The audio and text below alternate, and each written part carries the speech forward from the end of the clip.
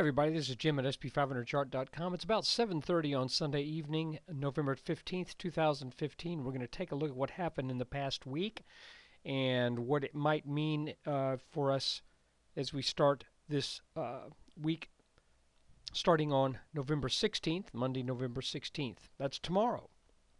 Before we get started, I need to remind you, as always, that the website and this video are for educational purposes only. Nothing stated at the site or in the video is intended to be used as investment advice. I can draw lines on charts, but you have to draw your own conclusions from your own research and make investment decisions that are suitable for your personal financial situation. I am not a licensed financial professional. I'm just a guy who draws lines on charts. So let's take a look. Well, looking here at a 30-minute chart, our week is... Well, here, we'll just do it like this. I've done this before. Makes it easy. There's our week right there. We knew we were right at support closing last week. And we also knew that we had just coming off resistance in this channel right here between these two teal-colored lines. And on Monday, this line broke.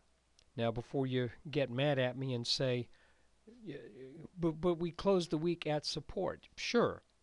But the deal is, you know that support is going to eventually end, and you know resistance eventually ends. They all eventually end if they're reasonable trend lines. And since this line was going up at a rate of just a tad under 100% per year, you know it couldn't last long. The fact that it lasted for more than a month is pretty darn good. So now, once that broke, we essentially saw a week of weakness, which makes sense. Now, there are a couple spots where I thought we could bounce. The first would be at this line right here. What is that line?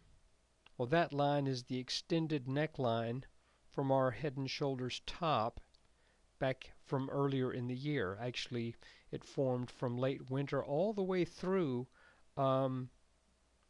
really middle to late August. Which you could say middle to late summer. So that line was a candidate for support.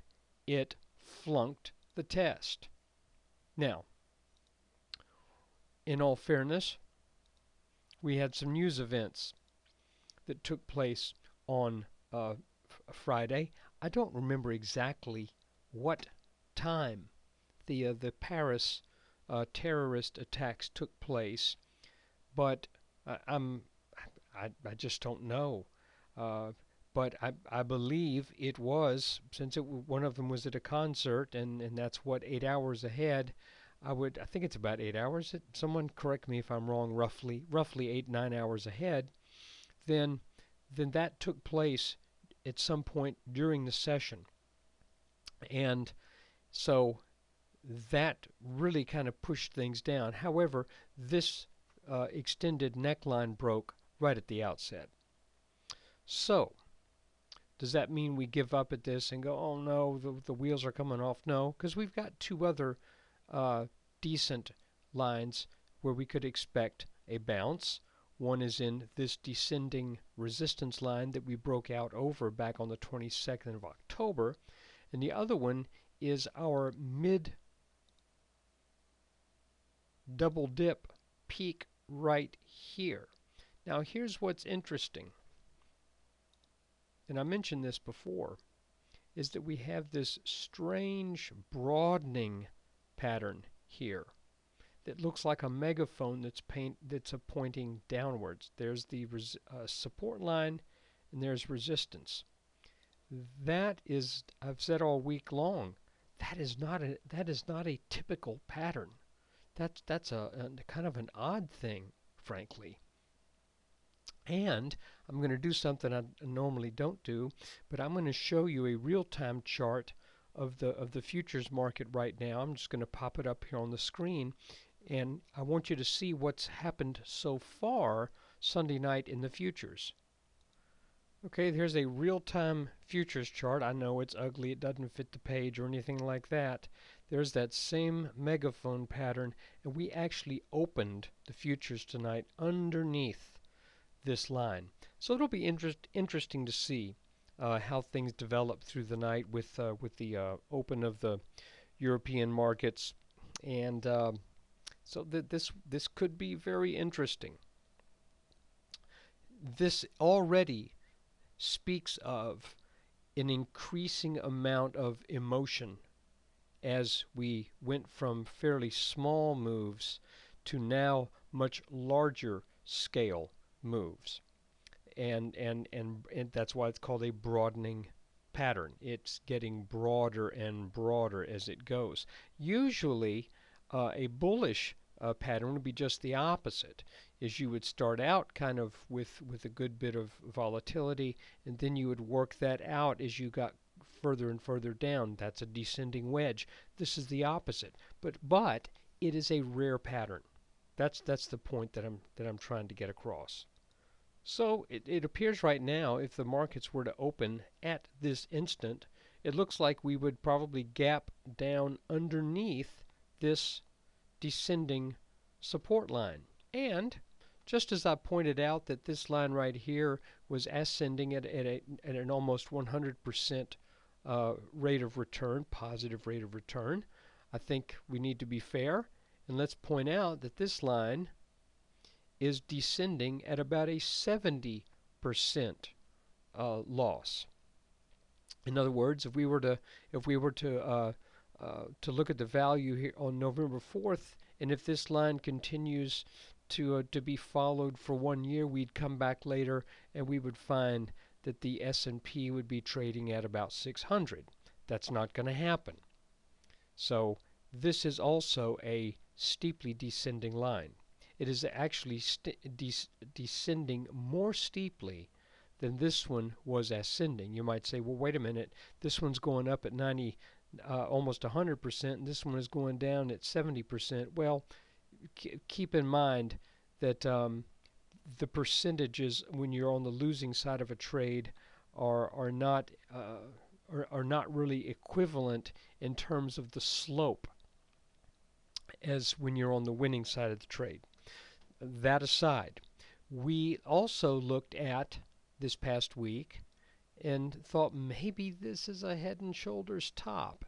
And when we broke underneath this line on Thursday, that meant we would have a target based upon the height of this pattern of,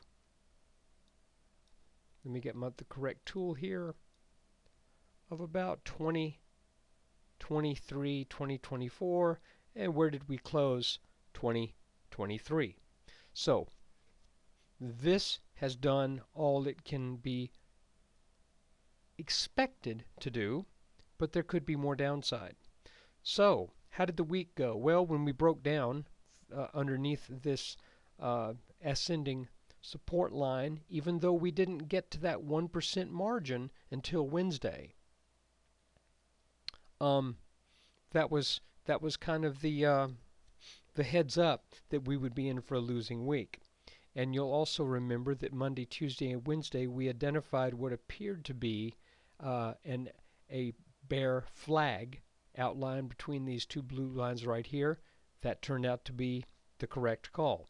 If one thing could have gone better during the week, it would have been if I had recognized this as a head and shoulders top sooner than I did. I didn't recognize it in time to point out this potential neckline until it had already broken. So maybe that's a lesson for us all to learn, just to think about all eventualities. So guys, there you have it. If we zoom in on a 5-minute chart, I guess it might make some sense now that we see we've been going down for out of this bear flag for the last 3 days. Perhaps we can snap a line right there and say, well, there is a resistance line. Perhaps when we get over that, that is our first piece of evidence that we've reached a bottom, or that we at least are in the process of forming a bottom. And the reason I say that is often when you get over a steeply descending line, you might break over it, but oftentimes a back test of that line will actually put in a lower low than what was in place before the line broke. So if this line breaks, it doesn't mean it's up from there. That's why I say that's the process of making a bottom. What I'm saying is if this line breaks, then that should be the first part of the process. And the process could very well include a move to lower than where we were before that breakout took place. I'm not saying that's absolutely true in this case, but I'm saying it is a very possible outcome. So guys, I think the week was sort of as we expected once we started to get underneath our resistance line, and then we saw that head and shoulders. That pattern made its minimum target, may have more, but it made the minimum target. Interesting to note also, like I mentioned, that if we open according to where the futures say we may, at least at this point in time, we would actually open underneath this descending support line. And what do we know about that when that happens? Well, a lot of times that is a sign in and of itself of some emotional selling at a bottom, and it often indicates that that's where the bottom is going to be put in, because that's the last people just saying in disgust, forget it, I'm out of here. I don't want to see this. I don't want to deal with this anymore. I'm gone. And that's where we see the more orderly descent turn into a disorderly show of emotional disgust. That's what happened in March of 2009, if you'll remember. Things were already bad, okay?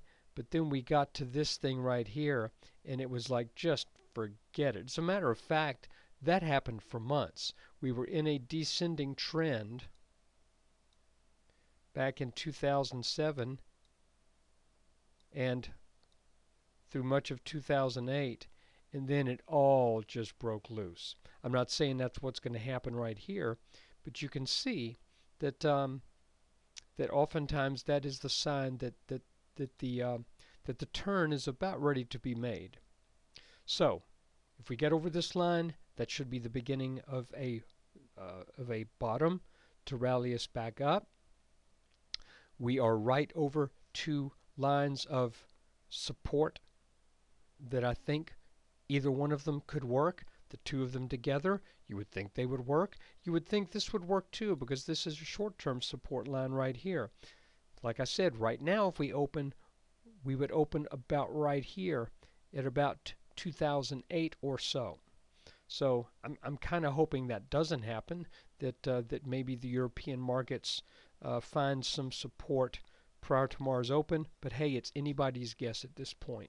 So right now all I can say is hang in there. Let's watch this together, see if we get what kind of clarity we get tomorrow, and hopefully we still make our 2188 target. Remember, that's still alive and kicking right now. We've got to plow through those two support lines and show significant weakness with a close, I think, underneath both of those lines in order for me to call that 2188 target into serious question. So hopefully that doesn't happen. Anyway, hey, thanks for watching, and thanks for your support. Take care.